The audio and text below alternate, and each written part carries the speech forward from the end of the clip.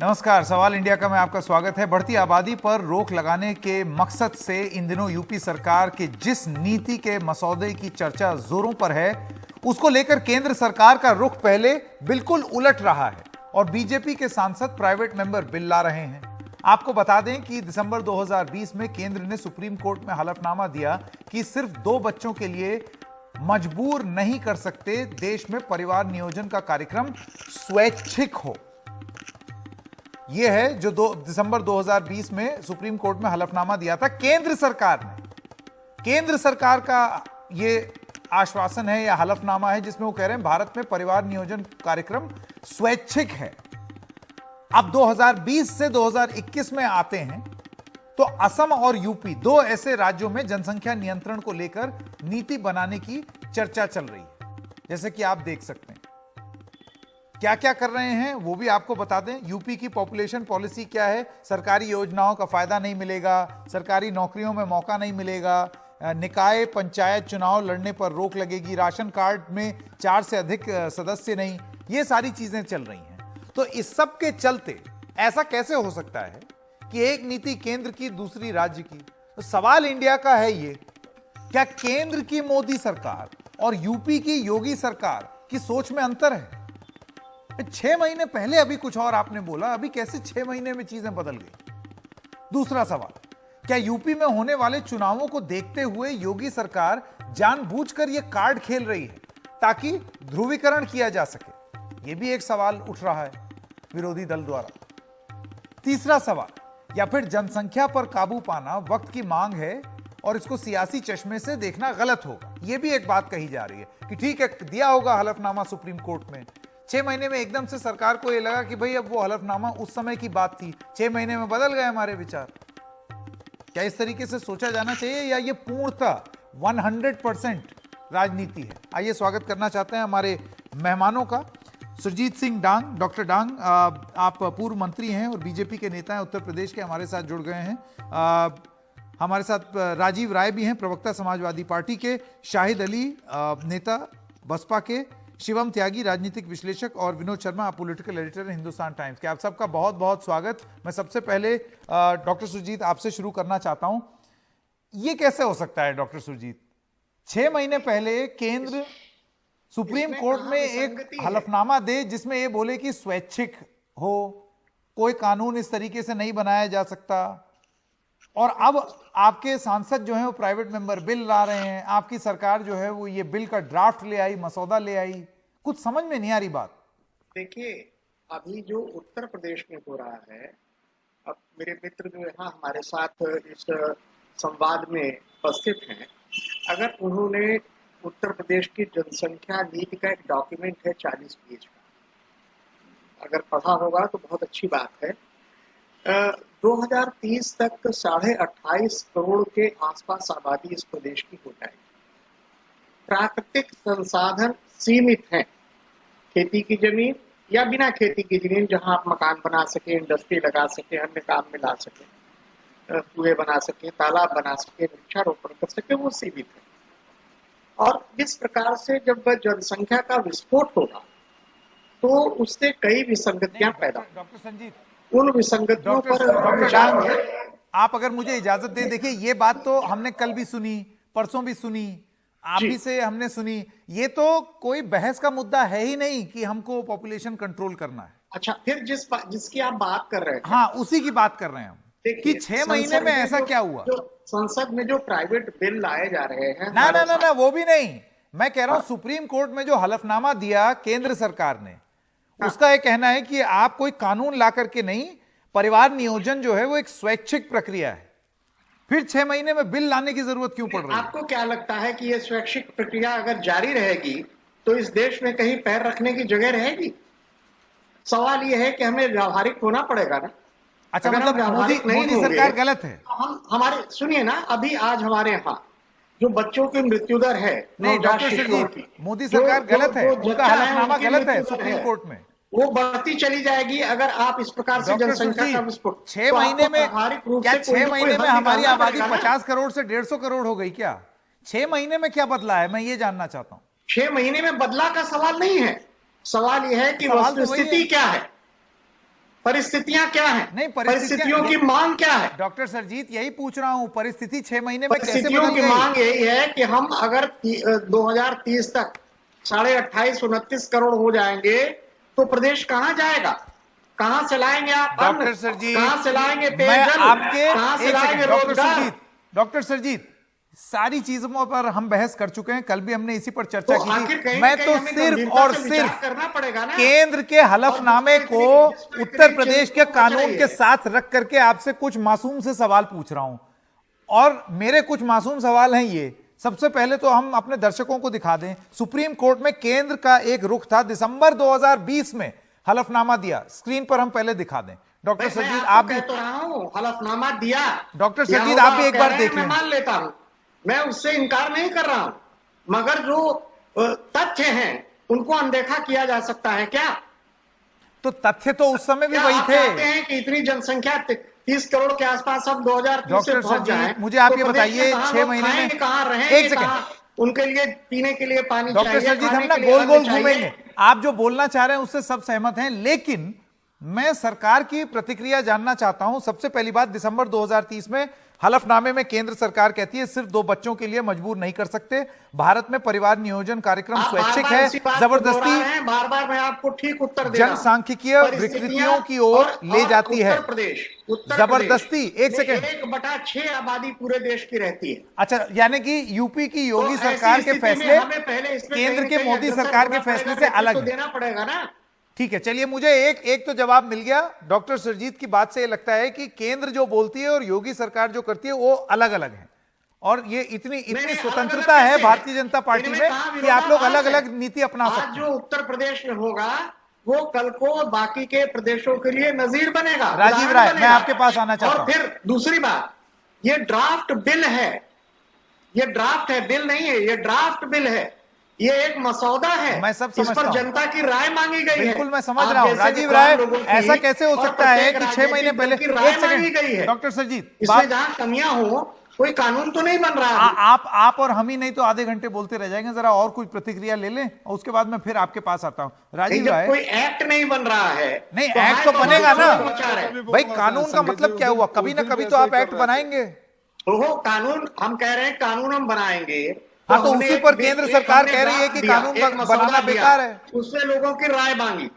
राजीव राय एक सेकंड, अगर राय होगी डॉक्टर डांग रुकिए, ये ठीक नहीं है, ये इसमें ये संशोधन होना चाहिए, तो हो जाएगा। डॉक्टर डांग थोड़ा सा थमिए, एक सेकंड। राजीव राय, अब मैं आपसे जानना चाहता हूं, प्रदेश की दिसंबर 2020 प्रदेश का हित, देश का हित महत्वपूर्ण है। अब डॉक्टर राय, अब दूसरे लोग बोल रहे हैं, एक सेकंड डॉक्टर डांग, बस एक सेकंड। राजीव राय, आप मुझे ये बताइए, सुप्रीम कोर्ट में केंद्र का एक रुख था दिसंबर 2020 में, जिसमें वो कह रहे हैं जबरदस्ती जनसांख्यिकीय विकृतियों की ओर ले जाती है, यानी कि अगर हम जबरदस्ती लाएं कोई कानून, प्रजनन दर में गिरावट है जो दर्शाता है कि दंपति 2 से अधिक बच्चे नहीं चाहते, सिर्फ 2 बच्चों के लिए मजबूर नहीं कर सकते, भारत में परिवार नियोजन कार्यक्रम स्वैच्छिक है। मैं तो यही जानने के लिए उत्सुक हूं कि ये 6 महीने में क्या हृदय परिवर्तन हुआ? या तो हृदय परिवर्तन हुआ है पूरे बीजेपी में, या एक चीज साफ है कि मोदी की केंद्र सरकार अलग तरीके से सोचती है और योगी की बीजेपी की यूपी सरकार अलग तरीके से सोचती है। ये 2 अलग अलग तरीके की सोच है। संकेत जी, डॉक्टर सुजीत शायद कहना चाहते थे कि उत्तर प्रदेश, जब केंद्र सरकार बात करती है सुप्रीम कोर्ट में, तो उत्तर प्रदेश भारत का हिस्सा नहीं मानती। देखिए, आप हृदय परिवर्तन की बात कर रहे थे ना, हृदय हमारे यहाँ दिल को कहा जाता है, और भारतीय जनता पार्टी दिल से नहीं दिमाग से काम करती है। इसकी नीति में नियत सही नहीं होती है। जब उत्तर प्रदेश में चुनाव चंद महीने रह गए हैं, तो उत्तर प्रदेश की जनता जानना चाहती है कि जो आपने विजन डॉक्यूमेंट पेश किया था, उसमें आपने कितने सड़कों को गड्ढा मुक्त कर दिया। इस समय बीएड, टीईटी, शिक्षक भर्ती, दरोगा भर्ती, अप्रेंटिस भर्ती, तमाम भर्तियों के लड़के लाठी, आज भी देखो लखनऊ में आ रहा था, लाठी खा रहे हैं और पुलिस वाले उसको गाली दे रहे हैं बच्चों को, जब जो मिलने गए हैं शिक्षा मंत्री से। लोग ये जानना चाहते हैं, किसान ये जानना चाहते हैं, साहब आपने कहा था कि आय दोगुनी हो जाएगी, वो कब होगी?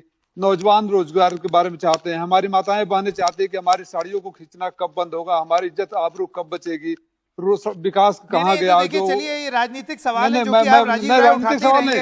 मैं तो सिर्फ नहीं, मैं बात कर आज ये पूरा कार्यक्रम मैं सिर्फ हलफनामे पर सीमित रखना चाहता हूं। संकेत प्लीज वरना हम भटक जाएंगे। नहीं संकेत, आप दशकों से बात की तो हम भटक जाएंगे। संकेत आप दशकों से मुझे जानते हैं, मैं टू द पॉइंट आता हूं, एग्जांपल देकर आता हूं। हलफनामा कहना ये चाहता हूं कि जब हलफनामा दिए थे तब उनको ये गुमान था, हलफनामा पर आ रहा हूं, हलफनामा जो है वही एक फैक्ट है संकेत जी, जो हलफनामा में भारतीय सरकार ने दिया है सुप्रीम कोर्ट में वही तथ्य है।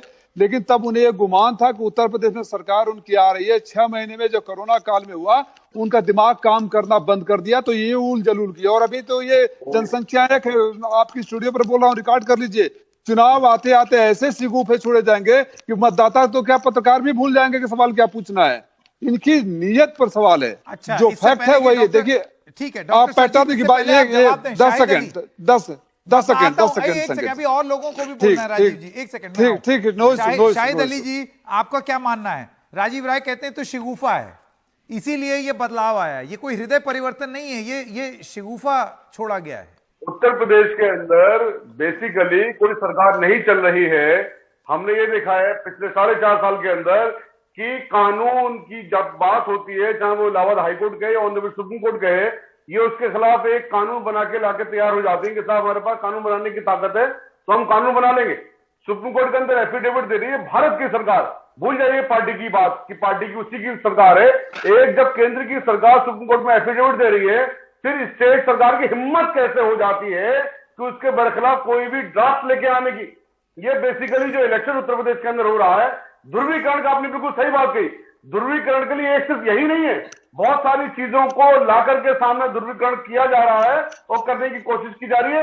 ये सिर्फ और सिर्फ इलेक्शन स्टंट है, और इलेक्शन स्टंट के अलावा इनकी उस सोच को भी दर्शाता है कि ये किसी कानून को नहीं मानते, केंद्र सरकार के हुक्म को नहीं मानते, केंद्र सरकार के जो हलफनामे उसको नहीं मानते, ऑनरेबल सुप्रीम कोर्ट की टिप्पणी को नहीं मानते, ऑनरेबल हाई कोर्ट इलाहाबाद के किसी कानून बनाए हुए को नहीं मानते। नहीं, पर ये सुनियोजित रणनीति तो है। एक सेकंड शाहिद अली, और हम डिमांड ये करते हैं कि सरकार को फौरन डिसमिस करना चाहिए। एक सेकंड, आपका ये कहना है सिर्फ यूपी तक सीमित है, लेकिन विनोद शर्मा मैं आपके पास आना चाहता हूं। आप बताइए, बहुत सारे सांसद जो हैं अपनी पर्सनल कैपेसिटी में एक प्राइवेट मेंबर बिल भी ला रहे हैं। हालांकि प्राइवेट मेंबर बिल को माने हुए बड़ा लंबा समय हो गया है, मुझे तो याद भी नहीं है, मेरे ख्याल सन 70-72 में आखिरी बार ऐसा हुआ था जब कोई प्राइवेट मेंबर बिल माना गया था। लेकिन फिर भी ये कोई एक सुनियोजित रणनीति लगती है, तो इसमें सिर्फ यूपी सरकार ही नहीं है, कुछ एमपीज भी हैं। देखिए ऐसा है कि जो लॉ कमीशन के अध्यक्ष हैं, मैं उन्होंने सुन कहा नहीं ये पा रहा हूं बदलू। उन्होंने जो लॉ कमीशन के जो अध्यक्ष हैं जी, जो लॉ कमीशन के अध्यक्ष हैं, उन्होंने कहा है ये फैमिली प्लानिंग नहीं है, ये पॉपुलेशन कंट्रोल है।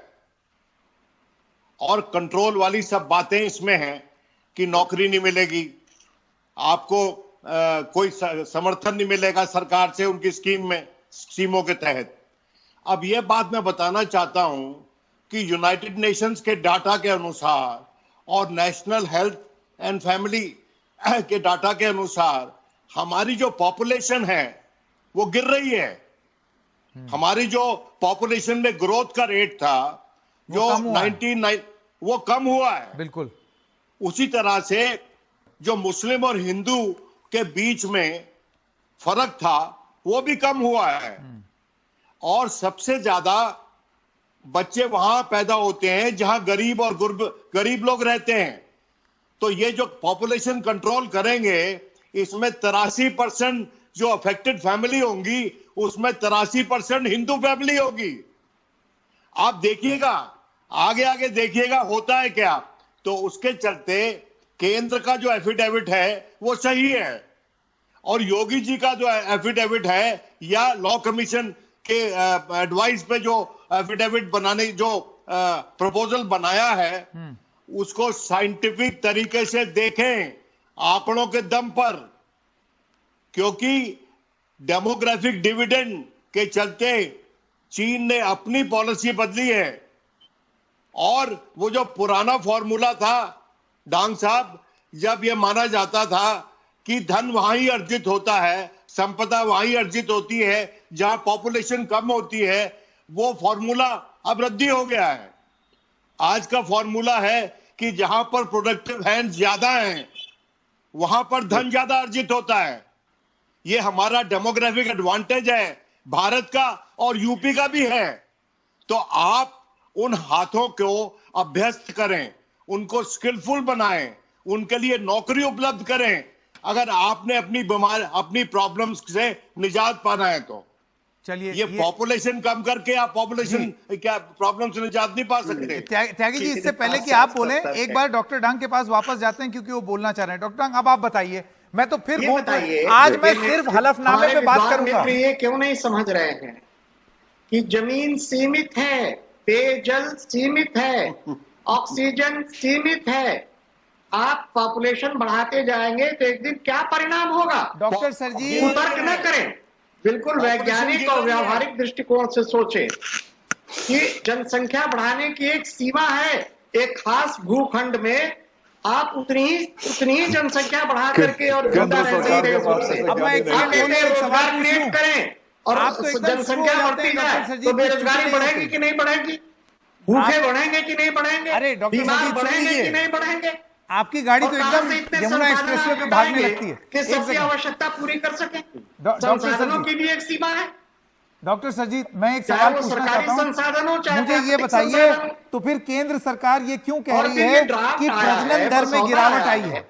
बड़े बड़े विद्वान जो बैठे आज तर्क दे रहे हैं, वो अपनी ओपिनियन, अपना सुझाव, अपना रिकमेंडेशन लिख करके भेजे। खुले दिल से, खुले दिमाग से उस पर विचार होगा। जो प्रदेश के हित में होगा वही किया जाएगा। अच्छा, जो देश के हित में होगा वही किया जाएगा। अब सुन लीजिए, अरे रुकिए, जो इसमें राजनीति देख रहे हैं उनका चश्मा खराब हो गया। मैं आपसे बस इतना पूछना चाहता हूं कि केंद्र सरकार अपने एफिडेविट में ये क्यों बोल रही है कि प्रजनन दर में गिरावट आई है? 30 तक हम 28 प्रजनन दर में गिरावट क्यों आई है? डॉक्टर डांग, अगर आप चुप नहीं होंगे तो मैं भी बोलते रहूंगा। मैं आपसे बस एक चीज ये पूछना चाहता हूं, केंद्र सरकार जो है उसने अपने हलफनामे में ये चीज क्यों बोली है कि प्रजनन दर में गिरावट आई है? आपका आर्गुमेंट फेल हो जाता है। केंद्र सरकार खुद कह रही है प्रजनन दर गिर रहा है। मेरा उत्तर पसंद नहीं आ रहा। मैं कहता हूं व्यावहारिक दृष्टि से सोचिए ना।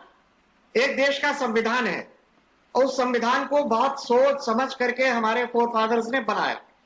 हम उसमें परिवर्तन करते हैं ना। हम विचारणीय कोई तथ्यात्मक विचार जहां होते हैं, जहां व्यावहारिक परिस्थितियां होती तो यही है, उनके अनुसार कम और राजनीति ज्यादा है ना। सवाल ये पूछी जा रही है कि 6 महीने में ये जो परिवर्तन हुआ है को लेकर आप रोए जा रहे हैं। इसमें तथ्य कम और नहीं, रो नहीं रहे हैं, सवाल पूछ रहे हैं डॉक्टर डांग। और मुझको ऐसे लग रहा है आज आप बोल बहुत रहे हैं लेकिन कह बहुत कम रहे हैं, क्योंकि मैंने आपके सामने 2 तथ्य रखे हैं।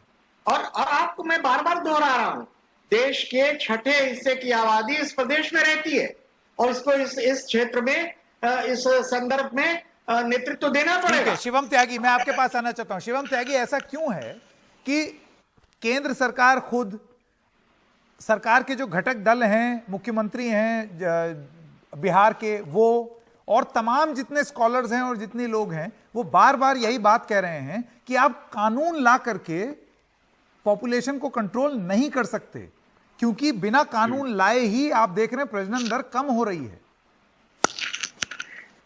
संकेत जी, मैं आशा करता हूं कि जैसे जैसे सबको 5 मिनट मिली है, 4 गेस्ट के हिसाब से मुझे भी 5 मिनट। अरे 5 मिनट कैसे दे दें महाराज? भी बहुत कम समय रहता है। कहूंगा जैसे चार पैनलिस्ट को आपने 20 मिनट दे दिए, ऐसे ही 5 मिनट मेरे भी बनते हैं। खैर, विनोद शर्मा जी बड़े सम्मानित है, मैं उनका सम्मान करता हूं, लेकिन जब आप चाइना के संदर्भ में ये डिविडेंड का एग्जाम्पल दे रहे हैं तो कृपया करके उनका डेमोग्राफिकल स्ट्रक्चर भी बता दीजिए। उनका डेमोग्राफिकल स्ट्रक्चर में उनका एरिया 95,96,960 किलोमीटर। बड़ी शालीनता के साथ कहना चाहता हूँ, आपको पता है हिंदुस्तान का कितना है? मात्र 32,87,000। 1/3 हिस्सा है और वो अब क्या है? आपने कहा हाथ उतना बनाइए, कोई दो राय नहीं। कहा एक के कमरे में कितने लोग रहेंगे? अब आ जाता हूं पॉइंट पर। आपने कहा कि उत्तर प्रदेश ने पॉलिसी बनाई, नहीं, बिल्कुल नहीं बनाई उत्तर प्रदेश ने पॉलिसी। अब से पहले इस पॉलिसी को 12 राज्य बना चुके हैं। हाँ, उनकी प्रायोरिटीज अलग अलग थी। किसी ने जिला पंचायत में वो कैंडिडेट खड़े किए जिनको 2 बच्चे होने चाहिए, जिन्होंने सरकारी नौकरियों में ऐसा किया कि जिनके 2 बच्चे होने चाहिए। गिन देता हूं आपको राज्य। राजस्थान ने 92 में बनाया, उड़ीसा ने 93 में बनाया, हरियाणा ने 94 में बनाया, आंध्रा ने 94 में बनाया, हिमाचल 2। अब उत्तराखंड 2002, महाराष्ट्र 2003, गुजरात 2005 और बिहार 2007। छत्तीसगढ़, हिमाचल, मध्य प्रदेश और हरियाणा ने अब आगे आता हूं, आपने कहा, इसके अलावा शाहिद जी ने कहा कि भाई राज्य सरकार की इतनी हिम्मत कि उन्होंने केंद्र के खिलाफ कानून बना दिया। यहां तो राज्य सरकारें वो काम कर देती हैं जो उनके अधिकार में नहीं है। किसान बिल को लेकर उन्होंने जो रेजोल्यूशन पास किए वो तो उनके उतने ही नहीं आते थे, और अब लास्ट में आना चाहता हूँ संकेत जी, आपने बड़ा कन्वीनियंटली विषय तो ये उठा लिया। मैं सबके पास आऊंगा, एक सेकंड अपनी बात खत्म करना है। हाँ, मौका बड़ी आपने कन्वीनियंटली आपने विषय उठाया कि केंद्र सरकार ने सुप्रीम कोर्ट में हलफनामा दिया मैं मानता हूं, लेकिन 15 अगस्त 2019 को इस देश के प्रधानमंत्री ने लाल किले पर खड़े होकर कहा था कि जनसंख्या एक परेशानी है, उस पर डिस्कशन की आवश्यकता है। तो कहीं ना कहीं केंद्र भी इस बात को चाहता है, राज्य भी चाहते हैं। और फिर कहीं सुनी बोली बात से ज्यादा लिखित में हलफनामे में दी हुई बात पर विश्वास करता हूं। यहां पर 2 दस्तावेज हैं, राजीव राय आपके पास आना चाहता हूं। 2 दस्तावेज हैं, एक है केंद्र का हलफनामा। एक सेकंड, राजीव राय का समय, अब सब लोग अब रुक जाइए थोड़ा। मेरे पास भी दस्तावेज, मैं आपसे राजीव राय जानना चाहता हूं। 2 दस्तावेज हैं, एक है केंद्र का हलफनामा सुप्रीम कोर्ट में, और दूसरा दस्तावेज है ये draft population draft law Uttar Pradesh का। दोनों में इतना विरोधाभास क्यों, और इससे क्या मायने निकाले जाएं? संकेत जी, जो केंद्र में हलफनामा गया, जो आदरणीय विनोद शर्मा जी भी कर रहे थे, वो उन्होंने एक्सपर्ट ने बनाया, वो साइंटिफिक व्यू है उसका। और आप देखेंगे तो 2001 से 2011 तक जो हिंदुओं का ग्रोथ रेट था, जनसंख्या वृद्धि रेट था, 1916 पे आ गया, मुसलमानों का 20 से लगभग 15 पर आ गया, 0.5% हियर और देयर। और लास्ट सेंसस जो हुआ था हमारा, अगर साइंटिफिक भी अप्रोच देखा जाए तो लास्ट सेंसस जो हुआ था 2011 में हुआ था। कल मैं एक उस पर बैठा था, एक्सपर्ट बता रहे थे उन्हीं के कि अभी लेटेस्ट अपडेट आंकड़ा ही नहीं है। तो एक बात बताइए, जिस बीमारी के लिए रिसर्च सही नहीं हुआ होगा तो डायग्नोसिस कैसे होगा, डायग्नोसिस सही नहीं होगा तो ट्रीटमेंट कैसे होगा। तो आप जब एक बात वहां कहते हैं तो वहां तो चूंकि सुप्रीम कोर्ट ने हलफनामा देना था। अच्छा, तो मुझे ये बताइए, शिगुफा, आपने एक शब्द इस्तेमाल किया, शिगुफा छोड़ा है, क्यों छोड़ा है शिगुफा? शिगुफा वही छोड़ा है, फिर मैं बोलूंगा तो आप बोलेंगे राजनीतिक बोलेंगे। शिगुफा यही छोड़ा है कि उत्तर प्रदेश की जनता के सामने ज्वलंत सवाल है जिसका जवाब योगी गवर्नमेंट से पूछ रही है। और तमाम पिछले कई दिनों से आपने देखा होगा कि आप वीडियो पर कैसे कैसे चित्र चल रहे थे, आपके चैनल से लेकर सारे चैनल पर, अचानक ये शिगुफा छूटा और सारे बंद हो गए। तो ये स्ट्रेटजी होती है, पॉलिटिकल स्ट्रेटजी होती है। जब भी कोई बड़ा मुद्दा होता है, कोई ना कोई इन्होंने अपने स्टोर में रखा रहता है। विनोद शर्मा, जल्दी से आपके पास आना चाहता हूं। आपने सुना, त्यागी जी ने पूरा एक ब्यौरा दिया कि सिर्फ उत्तर प्रदेश ही नहीं है, और भी राज्य हैं जिन्होंने ऐसा कानून लाने का प्रयास किया है इतिहास में। क्या कहेंगे आप? त्यागी जी अपना व्यू रख सकते हैं, वो उसको रखें, उनका अधिकार है। मेरा उनसे अनुग्रह और यूपी की सरकार से एक ही अनुग्रह है कि आप हमको साइंटिफिक डाटा से एस्टैब्लिश करके बताएं बिल्कुल कि जो आप कदम उठा रहे हैं वो सही है। दूसरा, ये जो लॉ, ऐसी लेजिस्लेशन जो होनी चाहिए वो हर क्षेत्र में बराबर से लागू होनी चाहिए। अगर यूपी का बाशिंदा 3 बच्चे होने पे सरकार की नौकरी नहीं पा सकता और किसी और प्रांत का बाशिंदा पा सकता है, तो फिर वहां इक्वालिटी बिफोर लॉ कहां गई? इस पे एक व्यापक बहस की जरूरत है, और ये एक सेंट्रल लेजिस्लेशन होना चाहिए, ना कि राज्य का लेजिस्लेशन। ठीक है, और राज्य का लेजिस्लेशन। ये योगी जी, मैं माजरत से कहना चाहता हूं, योगी जी का कार्यकाल खत्म हो गया है। हाँ। और खत्म होते हुए कार्यकाल के दौरान ऐसा मेजर पाथ ब्रेकिंग लेजिस्लेशन किसी को व्यावहारिक तौर पे लाना नहीं चाहिए, वरना उसके राजनीतिक मायने निकाले जाते हैं। हाँ, बिल्कुल और निकलेंगे। बताइए डॉक्टर डांग साहब हंस रहे हैं, लेकिन निकलेंगे। मैं डांग साहब को आखिरी समय, हालांकि मेरे पास समय खत्म हो गया, डॉक्टर डांग जल्दी से बात कहिएगा। जानना चाहता हूं, क्या ये ड्राफ्ट किसी वर्ग विशेष के लिए है? ये पूरे प्रदेश की जनसंख्या के सब लोग, जितने नागरिक हैं, मुझे भी दे दीजिए प्लीज। जब सबके लिए है तो फिर काहे कठिनाई? ये सबके लिए है, ये किसी खास मजहब, संप्रदाय, पंथ, जात के लिए नहीं है।